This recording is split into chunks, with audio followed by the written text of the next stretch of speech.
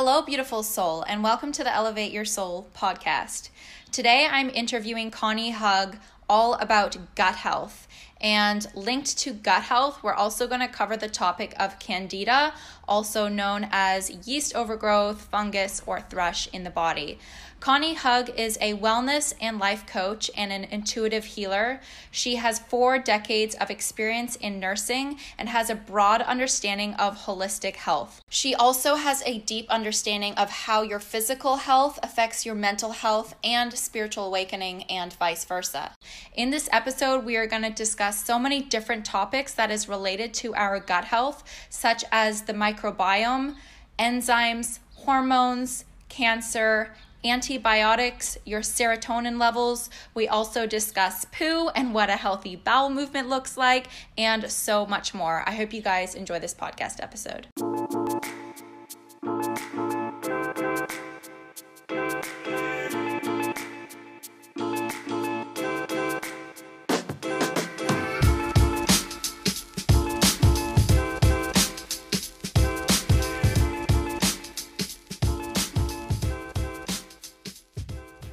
Hello, Conny. Welcome to the Elevate Your Soul podcast. Oh, well, thank you so much for having me. I'm so happy to be interviewed from you.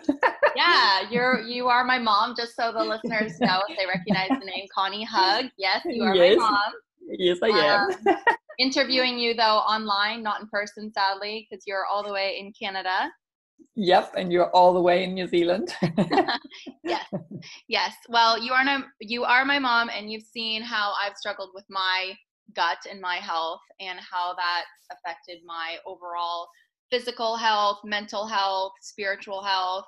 So it's a topic that I'm super passionate about, gut health, and then as well Candida, because it's a topic that a lot of people don't really like talking about, though, because it's a little bit embarrassing, but I don't want to make it taboo. I want to put it out in the open. I want to talk about it because it's related to gut health from what I've learned. So if you deal with gut health, you're more likely to have Candida, or if you have Candida, you probably aren't digesting your food very well.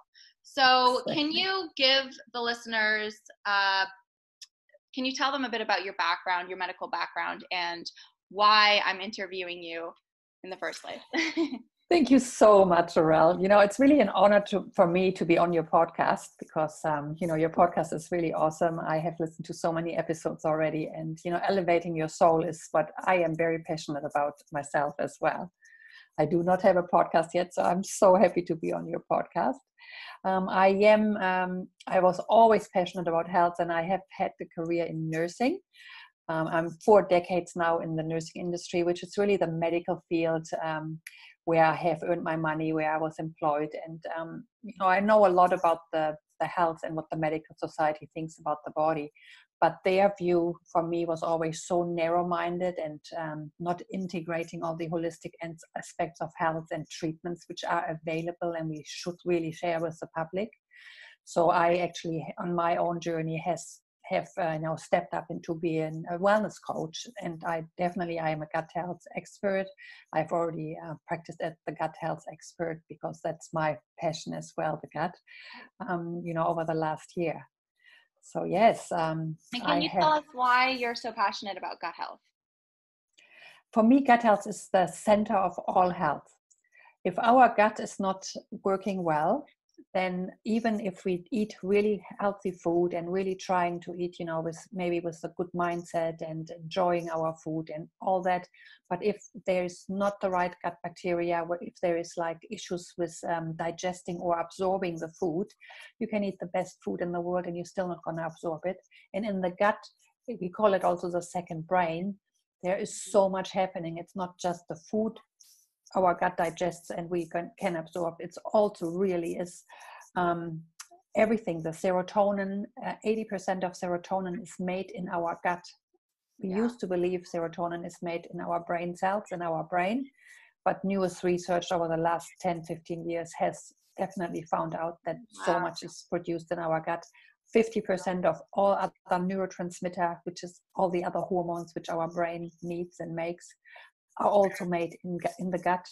And our immune system depends so much on our gut health. So if the gut is not healthy, we have lack on so many other levels.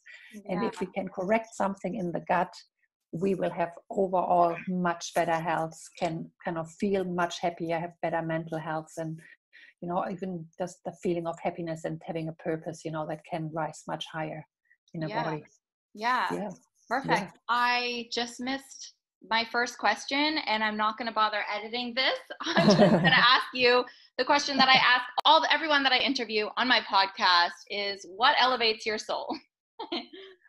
Oh my God, what elevates my soul is if I really can touch people with the gifts I have. I'm actually an intuitive healer, and I never knew that, but I always had that gift. I have it brought into this life. And when I can give people a little bit of care, a little bit of uplifting, some knowledge, some information, and it makes them feel better, that makes me super happy. Also, what I really like is nature. I am so connected with nature, and every time I'm outside in nature and enjoying, the climate and seeing the nature, it elevates my soul as well. Wow. And of course, people as well. Yeah. Connecting with people and just vibing high and having fun and laughing. It's just the best thing too. Yeah, for sure. I can definitely relate with that. Yeah. Can you tell us, what is the very first event in our life that determines whether or not we have a strong or a weak gut? Well, the time we are born is quite an important event in our life. I mean, it's not just that this miracle of a baby which grew into a mom's womb is coming into this world, but it really also already predicts your gut health and your health, your overall health at that time. Because when a baby is born naturally through the vagina, it will be exposed to some of our germs which are living in the gut. Yeah.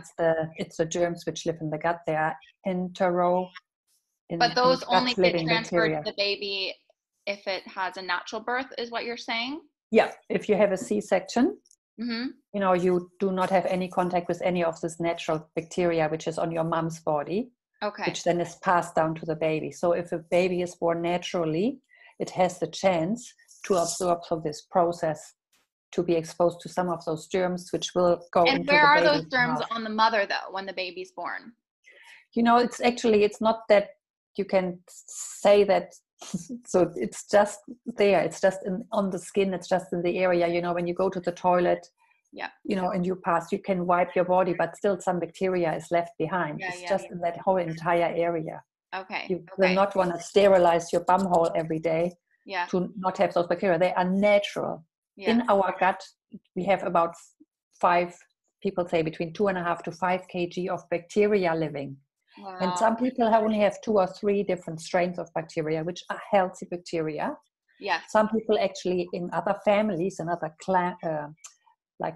even areas in the world, and communities, they share the same kind of gut bacteria as well. They might have 6 ones, and that makes their gut healthy. So it's really individual within families and within districts and communities to have a certain amount of gut health. And they are just right there. There's on our skin is bacteria all the time, which is all natural bacteria too. Not all bacteria is bad. We have a symbiotic relationship with our bacteria. We would not be able to live without bacteria. Yeah. And bacteria-phobic people, that really is like, I think it's like that belief we had when first bacteria was discovered, like in 1800 something. Then people got so phobic about bacteria, but we do need bacteria. If you are overly clean, disinfect your house, disinfect your hands, and don't let your children put things in their mouth, and play in dirt and stuff. If you keep a child in a sterile environment, their gut health will be really, really impaired. And it affects their gut health. Do you believe that affects their immune system as well? Well, because the immune system depends on gut health, right. Definitely. Yeah, definitely. Interesting. Mm-hmm. So it starts with birth, and what other things can you determine if you're going to have a stronger or weaker gut when you're an adult? What things happen in our childhood that will determine that? As you said, the sterile environment, OCD mothers maybe cleaning too much, and having the birth naturally. Is there any other Is there anything else that you can think I of? think it's not an event, like a special event in a lifetime, but one bacteria, if you just break it down, can only live for about 5 to 7 days. Oh, And wow. then it's going to die, and then it's going to leave our gut. Okay. So bacteria constantly has to multiply, constantly has to, reproduce itself. So when we have diarrhea, of course, we lose a lot of our gut flora with the diarrhea. So people who tend to have lots of diarrhea or had like maybe food poisoning and there were bad bacteria in our gut, it's all going to get washed out. So you lose a lot of bacteria. The appendix, which is in our gut, we used to think it had no purpose, and we cut it out routinely. But now we know that actually, if there is this like attack in our inner gut lining, that we have to eliminate the entire content of our gut, which comes out in diarrhea. In that little appendix, there is a few bacteria left of our healthy bacteria, hopefully. Yeah. And then they can come out after it's all over and repopulate the gut. Gut bacteria needs food to feed it because they also eat. So if we have, of course, a variety of healthy food, will always help our gut bacteria in our gut to be healthier as well. Right. So it's actually a continuous journey with gut health. It's not just once you have it. Right. So it's not, you can't be attached to your story like, oh, this happened to me when I was a kid, therefore I'll always have a bad gut. I don't think it can change all the time because bacteria can only live up to 5 days in the body. Yes, for about 5 to 7 days. That's super interesting. Exactly. They don't have a long lifespan. Yeah. Interesting. And very potent. Yeah. What things do we put into our body, say on a daily or weekly basis, when we're adults living day to day, that is going to affect our health in a negative way? So what I actually see in our society is that how we process food and how we grow food and how we, like spray our grains on the farms, mass production of food, we're using a lot of chemicals. And those chemicals definitely are not good for our gut health because they can affect the bacteria negatively. It can also make lots of inflammation. So if you have food which is like not spray-free or not organic, it can affect your gut health. And, the resistance to that is probably a little bit different from person to person. Some are super sensitive and others are not. But it is a toxin for our body and it will affect your gut health. And if those toxins are absorbed, they can be deposited in other areas. What sort of things are toxic to our body and to our gut health? Everything what is actually not naturally used in our human body, what is not an organic matter, is not good for our human body. It's not human matter. So it could be the aluminium from your deodorant you use. Yeah. It could be a face cream where there is preservatives in there and parabens, your shampoos.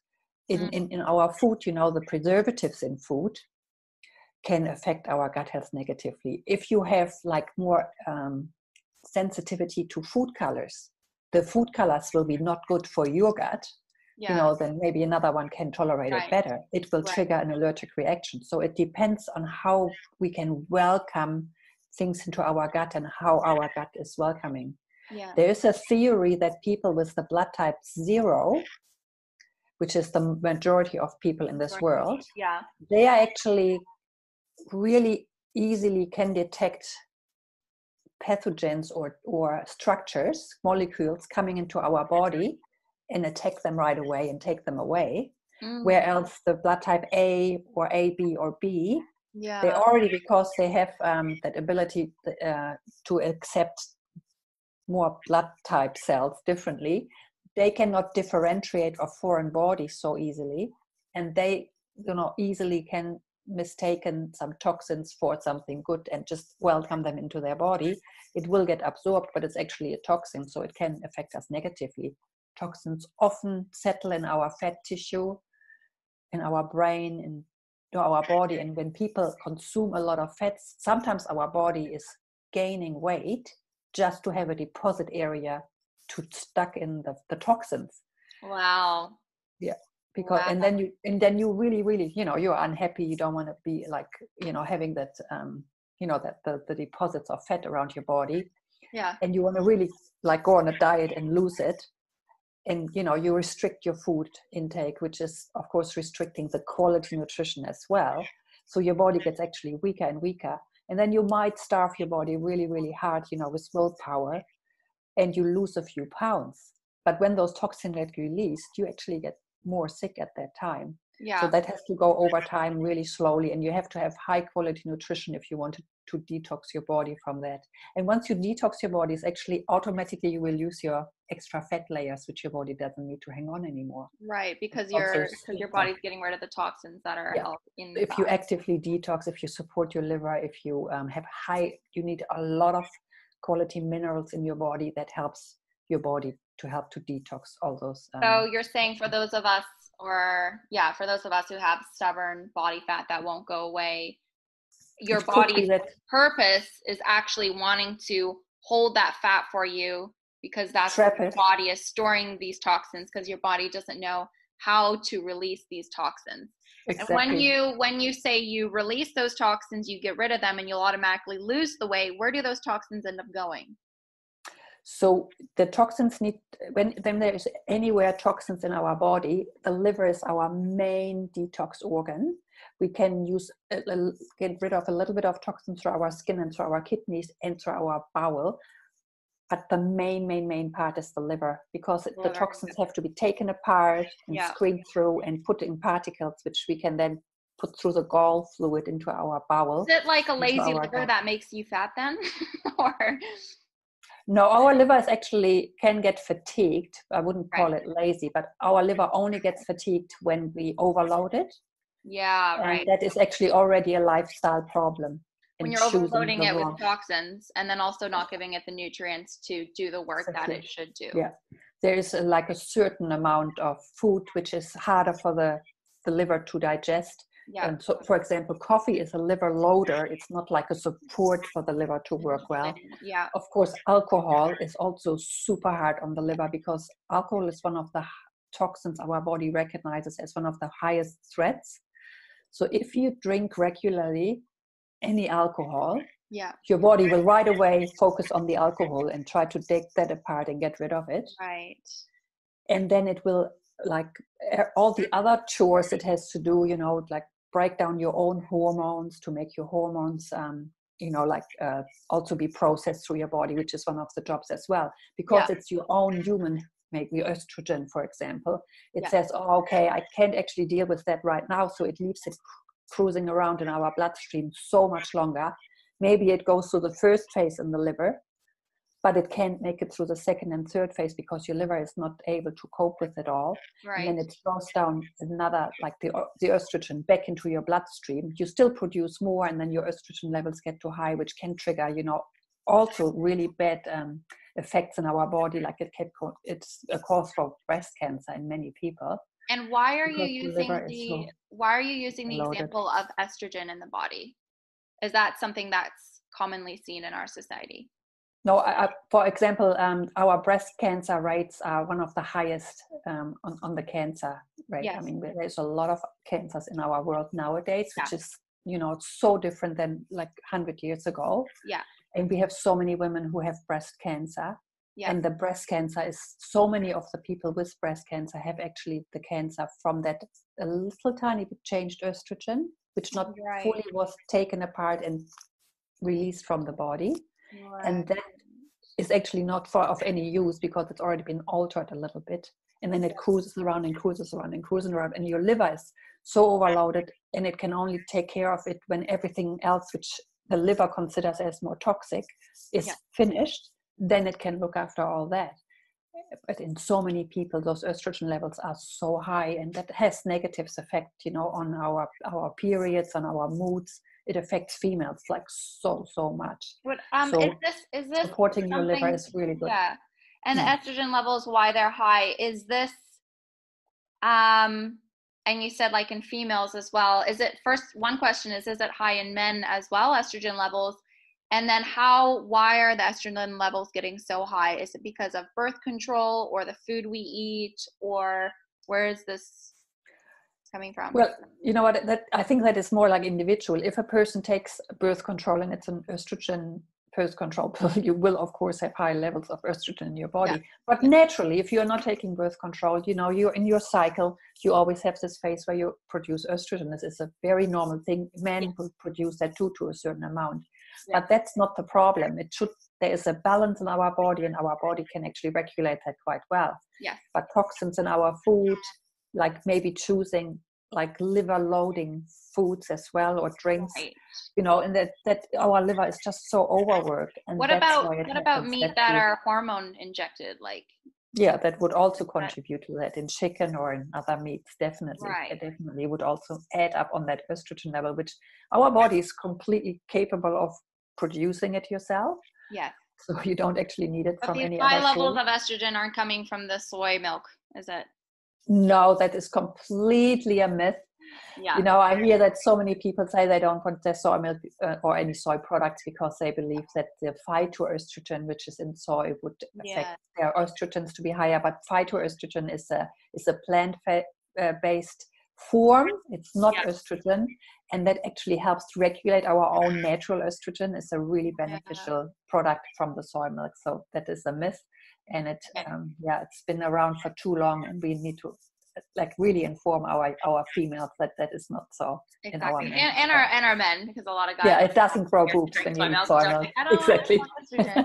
Exactly. Yeah. Okay, what things can we do to strengthen our health? And if we're trying to avoid the toxins, avoid the alcohol, the hormone fed chickens and all that stuff, what things can we do to strengthen our gut health? Well, once you avoid everything what would trigger an allergic reaction in your gut, so like people are also different, some people, dairy will trigger an inflammation, other people, maybe have other triggers, substances like, colors or preservatives or something. When that triggers our gut, of course, that's also, you have to avoid that. And then what you have to avoid what's not good for you, and then you have to put into your body what's really good for you. Yeah. So some people, if they have a lot of gut issues, they actually have to go on an elimination diet. That means like for maybe 2 or 3 weeks or even a month, depending how unwell you are. You want to take everything what could be a trigger for inflammation out of your diet. Yeah. And then you want to start with just really real organic foods, preferably organic or spray-free, or like from the market. Eat the foods in their natural, real form. Like if you buy potatoes and carrots, it's better to eat them because you can see that it's the shape of the real food, and it's not like processed food and it's like put in a bag with powder and then you put water to it and say this is your potato tonight. It's so processed, so the structures are all changed. It's like cereals. I'm not a fan of cereals at all because the funny shape and all the colors in it is actually, the grains are so distorted, and the proteins, in the protein, in the structures are changed. So they are not actually utilized by our body. So it's not really a healthy breakfast. Also, some people don't combining proteins with the carbohydrates, like the milk with your cereal, is not a good combination in the stomach, because digesting takes much longer. So separating, for some people, it's very important to separate the carbohydrates and eat that with your fruit and your veggies, or you eat your proteins with your veggies and fruit. Interesting. And separate because there's different enzymes to break it down. So some people, it's better to separate that as well. I'm guessing especially people with a weaker gut as well, it would probably be. With a weaker gut, definitely those people have to look more in that. And of course, you have to help your gut to have good microbiome, we call it, good gut bacteria. And you have your own personal gut, it's almost like a thumbprint, but there's lots of probiotic products out there where you can boost your gut health if you have lost some of that good environment. You can also boost your own with eating lots of fermented foods, kombucha, kimchi, sauerkraut, even all the fermented food, which is like dill pickle or like pickled beets or beans, or all this stuff. When you put salt and water in something, that is super healthy for your gut bacteria and for your gut health. So gut bacteria also needs food, and bacteria needs the fermented foods. It needs also secondary starches with all the starches which have been boiled once and then cooled down. Super important. That's an elimination diet where you only eat two of the major food groups, proteins and fats, without any carbohydrates from grains, is actually not beneficial for you. You will not give your bacteria enough food. So make sure you integrate all three food groups on our macronutrition. That is the carbohydrates, the fat, and the protein. We need all three. I'm a firm believer of that. Yeah, me too. Of Me course, too. yeah. There was like not a time where humanity was like, oh, look, there's perfectly good food and the tribe is hungry, but let's just leave it. Yeah, not eat it. And of course, you want to choose food with very high nutrition content, like dense, like superfoods, where there's even phytonutrients in there. All those superfoods, they activate and stimulate a lot of healing, a lot of detoxing. So if you optimize it through a supplement, or if you optimize just really high quality nutrient dense foods, that will also help you to nourish your body and help your gut health to stay strong. Yeah, definitely. And gut health is so important because it's so important. The mind as well. The other thing is you need to repair. Every time we eat and digest, there's a little bit of stress and inflammation and damage in our gut. So sometimes it's really good to let your gut rest. And have really good quality sleep, because over your sleep period is a lot of healing happening. A lot of your immune system works then as well. So for the repair phase in your body, it has been shown that people, when they intermittently fast, which is like fasting for about 16 hours a day and only eating over an 8-hour period, and you can choose what time that is, has been shown to be really beneficial when people have gut problems, because it's a longer time to rest your gut for the repair phase. And then it has like a shorter time for the digesting phase. But otherwise, to eat regularly every 3 hours is really, really good.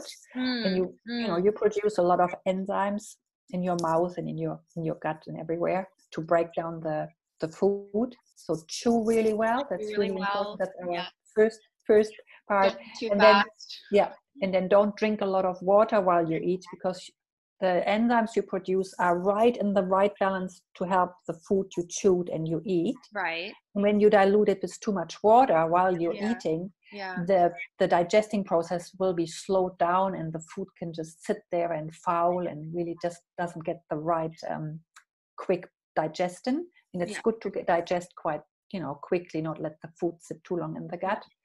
So you want to have bowel movements minimum once a day, better 2-3 times a day, like get it through is the best way for all of us. And you can actually tell a lot about how you go to the toilet, about your gut health as well. Can I ask why we don't want food sitting in the stomach for too long?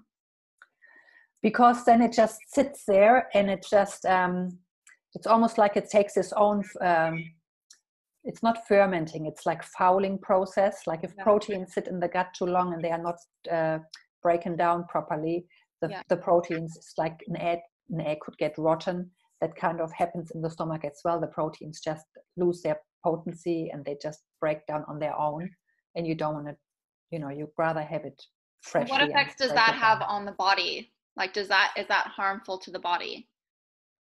Or is that just like a waste of your food? Or does that contribute to SIBO or?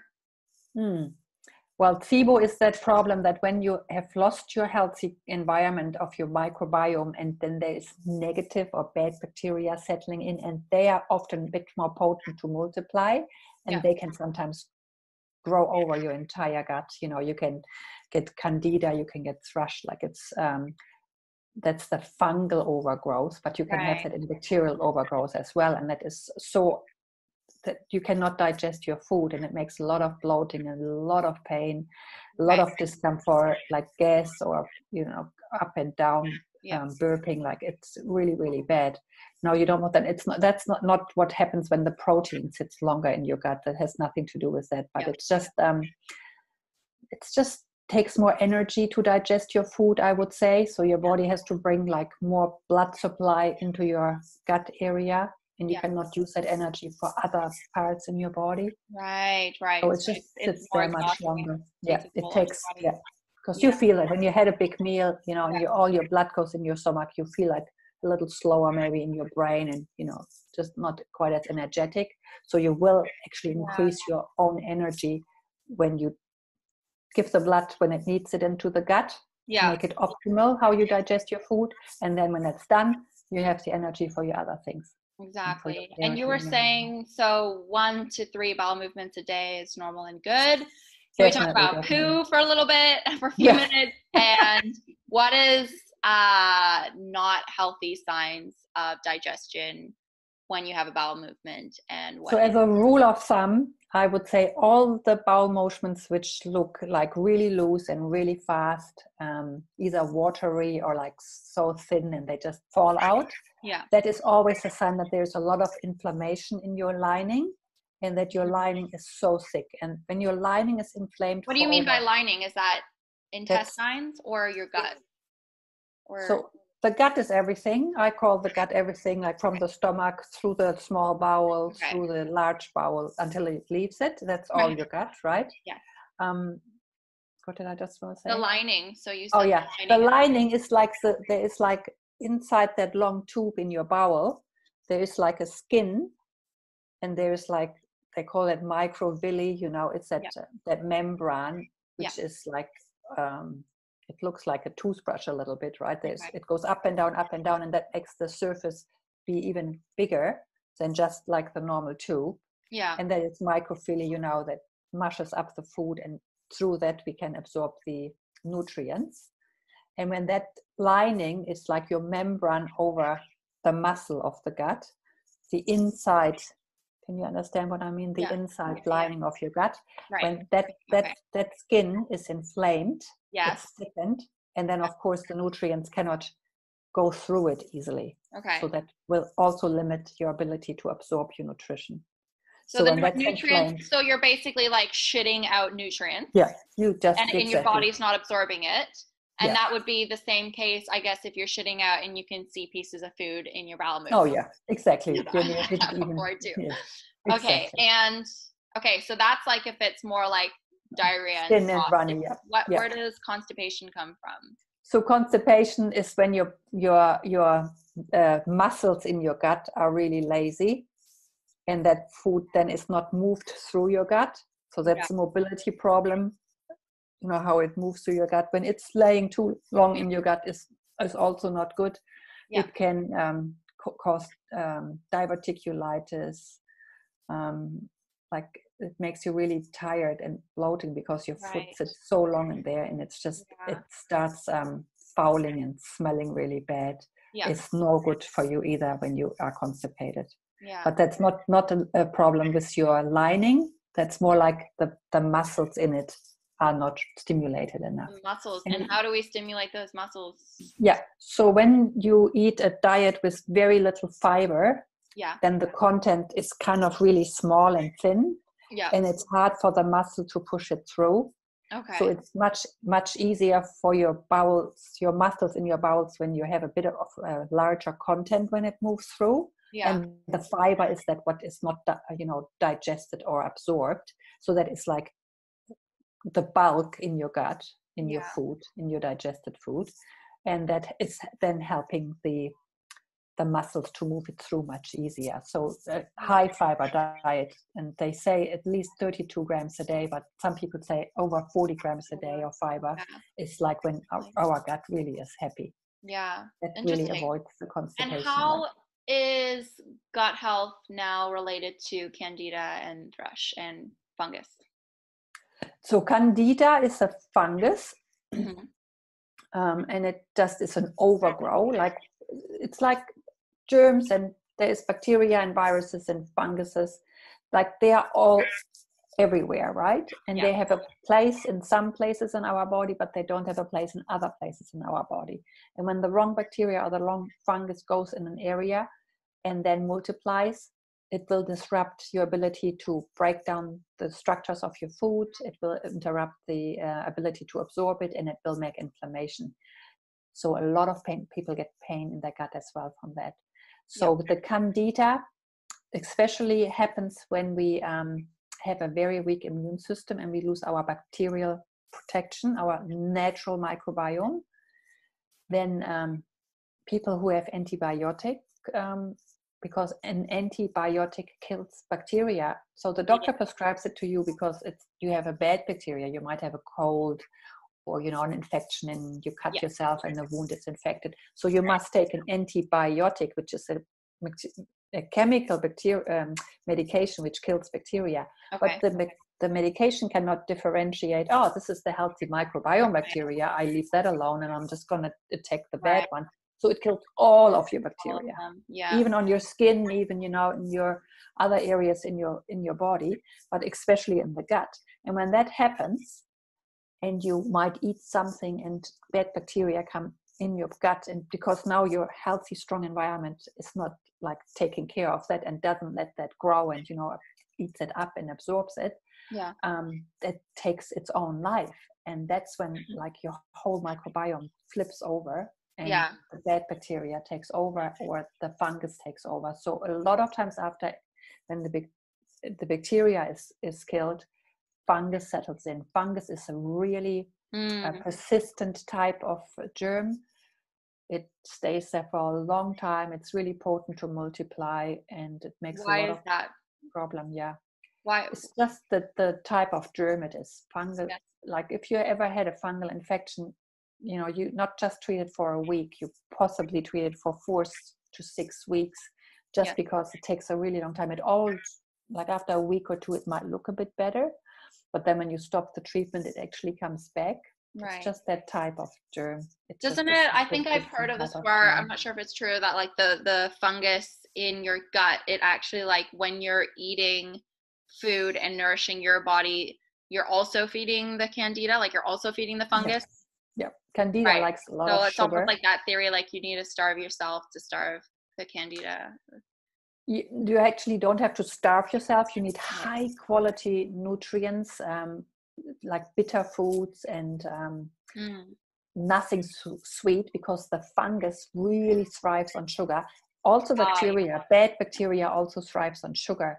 So when we have like a lot of sugar in our body, we have to starve it from the sugar and from the carbohydrates maybe, but we don't have to starve it from nutrients, right? Because our body needs the nutrients, and that helps the real bacteria, the real good healthy gut bacteria to come back. And you often need a probiotic. You can have yogurt, you can have kefir too if you have dairy, or coconut yogurt, because there is a little bit of. Does vegan yogurt or like plant-based yogurt have the same amount of probiotics as cow yogurt? Normal, which is only like maybe a few million.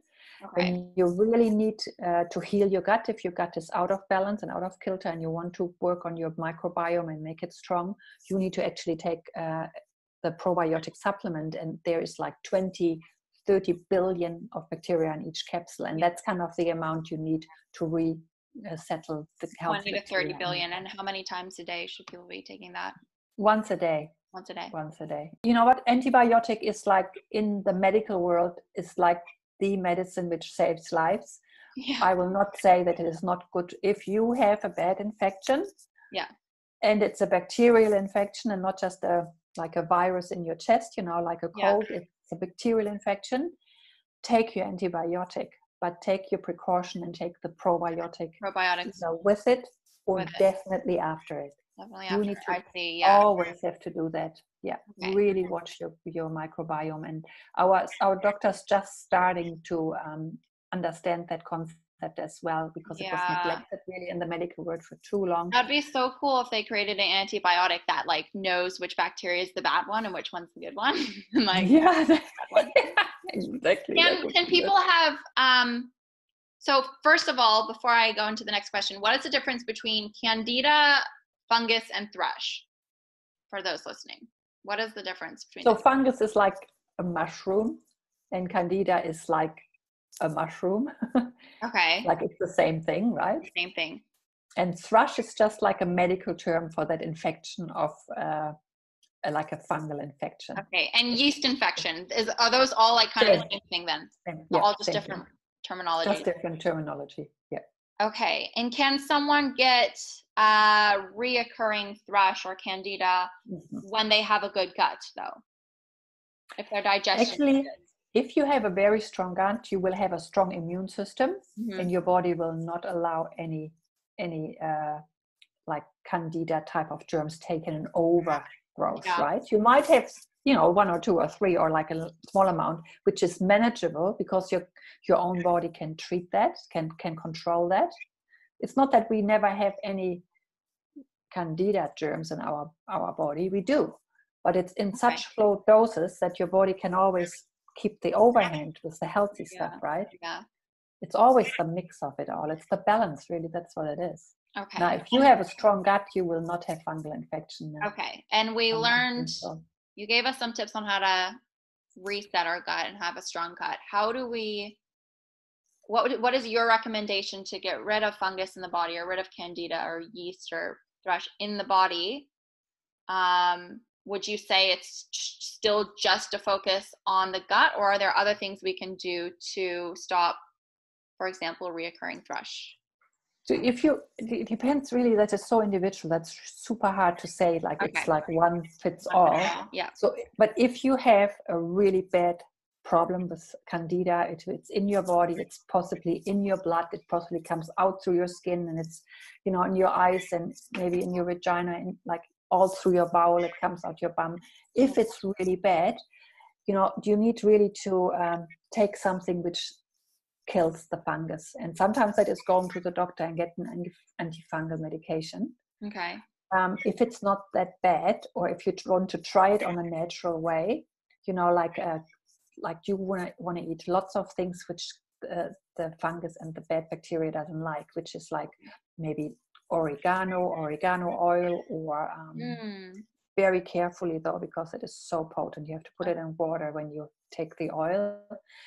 Eat a lot of garlic. Garlic is really antibacterial, antifungal.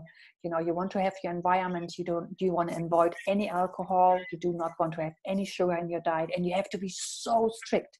If you do that for 4 weeks, and you starve out the candida. Yes.